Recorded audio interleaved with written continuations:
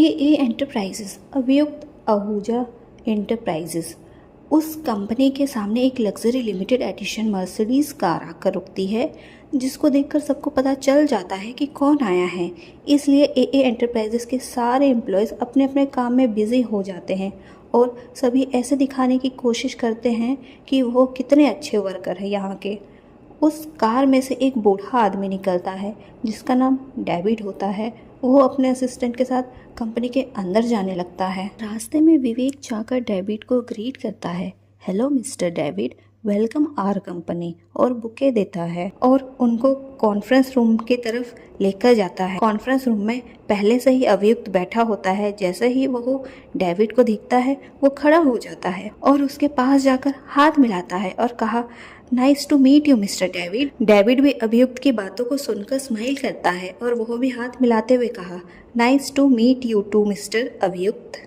दोनों चेयर में बैठ जाते हैं। डेविड, आपको तो पता होगा कि मैं यहाँ पर किस सिलसिले में आया हूँ। अभियुक्त, हाँ मुझे पता है, लेकिन इस बारे में मैं आपसे अच्छे से कंफर्म करना चाहता हूँ कि जो मैं चाहता हूँ वो हो जाएगा या फिर हमें ऐसे ही प्रॉब्लम का सामना करना पड़ेगा, क्योंकि अभी तक कुछ भी रिजल्ट नहीं मिल रहा है। डेविड, तभी तो मैं इंडिया आया हूँ। मुझे इंडिया मजबूरन आना पड़ा, क्योंकि जब भी मैं आपके असिस्टेंट विवेक से कांटेक्ट करता हूँ तो वो हमेशा यही बोलते हैं कि आप अपने काम में बिजी हैं, तो मुझे मजबूरन यहाँ पर आना पड़ा और यह भी जानने का मौका मिल जाएगा कि आप किस काम में इतने बिजी हैं कि हमारे कॉल को अवॉइड कर रहे हैं और हमारे काम को सीरियस नहीं ले रहे हैं, जिसकी वजह से हमारा काम अब तक पूरा नहीं हुआ है। अभियुक्त, मिस्टर डेविड, मैं वो आपको सारी बात बता दूंगा, लेकिन आप मेरे पहले ये बात सुनिए। वो विवेक को कुछ इशारा करता है। विवेक अपना सर हिलाकर प्रोजेक्टर ऑन कर देता है और तभी किसी को कॉल करके अंदर बुलाता है।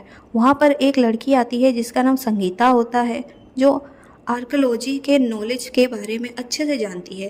वो भी उस प्रोजेक्ट में भी शामिल होती है जो प्रोजेक्ट अभियुक्त कर रहा है। संगीता उस प्रोजेक्टर के पास जाकर बताना शुरू कर देती है। जैसे कि आपको यह फुटेज दिख रहा है, यहाँ की वातावरण और यहाँ की मिट्टी काफ़ी ज़्यादा चिकनी नज़र आती है, जिसकी वजह से हमें यहाँ पर खोदने में काफ़ी ज़्यादा कठिनाइयों का सामना करना पड़ सकता है। और यहाँ पर ऐसे ऐसे मिस्ट्रियस जीव जंतु हैं जिनको हमने कभी जिंदगी में देखा भी नहीं है। हम वहाँ जा तो सकते हैं, लेकिन प्रॉब्लम यह है कि हमने यहाँ पर जितनी भी खोज की है, इससे हमें यह पता चला है कि इस जंगल में जो कोई भी जाता है वह कभी वापस नहीं आता है। डेविड भी यह सुनकर, हाँ वो मुझे भी पता है, लेकिन हमें इतना रिस्क तो लेना पड़ेगा, क्योंकि इसके अंदर से हमें वो सब बेनिफिट मिल सकते हैं जिसे हमने कभी सोचा भी नहीं है।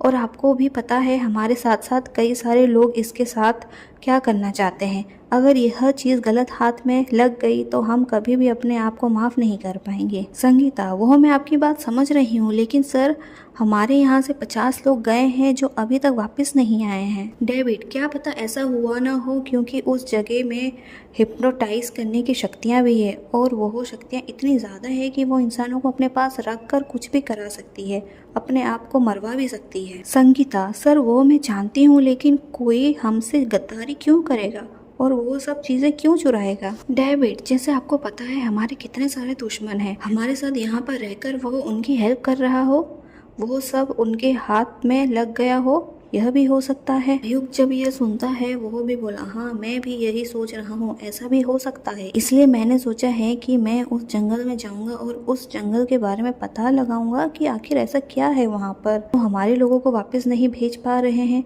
इतनी मिस्ट्री जगह में कुछ तो बात है और हमें जल्दी से जल्दी उस चीज़ को हासिल करना पड़ेगा, नहीं तो काफ़ी ज़्यादा प्रॉब्लम हो जाएगी। डेविड, हमें जल्दी से वो सब करना पड़ेगा। यहाँ की न्यूज़ सुनकर मैं कंफर्म हो गया हूँ कि अब यह काम यहाँ पर नहीं हो सकता है। मैं आज ही अपने एक्सपर्ट्स को और ट्रस्टवर्दी अपने एम्प्लॉयज़ को बुलाता हूँ जो यह काम करके हमें दे सकते हैं।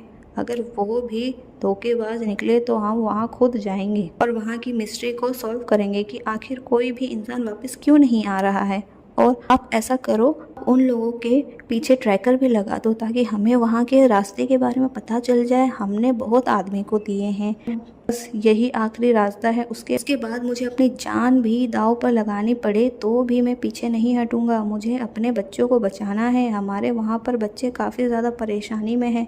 अगर वो चीज़ नहीं मिलेगी तो हमारे बच्चे ज़िंदा नहीं रह पाएंगे। इसलिए मैं आया हूँ यहाँ पर आपसे इसी बारे में बात करने। अभियुक्त को भी यह सुनकर काफ़ी ज़्यादा बुरा लगता है और वो डेविड के साथ बातें करने लगता है। संगीता भी चेयर में बैठ जाती है, विवेक भी चेयर में बैठ जाता है। सारे कॉन्फ्रेंस रूम में अपने अपने बातें रखने लगते हैं। गाँव में औरतें उस लड़की को देखकर काफ़ी ज़्यादा परेशान हो जाते हैं कि वो क्या करे, क्योंकि उन्हें तो बिल्कुल भी उसकी बातें समझ नहीं आ रही थी और वो लड़की भी उनको देखने लगती है। तभी उन औरतों को याद आता है कि उनके गाँव में एक आदमी है जो शहरों में जाता है, तो उसको इस लड़की की भाषा अच्छे से आती होगी, इसलिए वो उस लड़की से बात करवाने के लिए एक औरत को भेज देती है ताकि वो उसको बुलाकर लेकर आए, क्योंकि इस लड़की के पहनावे से साफ पता चल गया था कि वो कहीं बाहर की है, क्योंकि उसने वन पीस जो पहना था और गांव में कोई भी वन पीस नहीं पहनता था। उन औरतों की हड़बड़ी देखकर उस लड़की को कुछ समझ नहीं आता है कि वो क्या करे।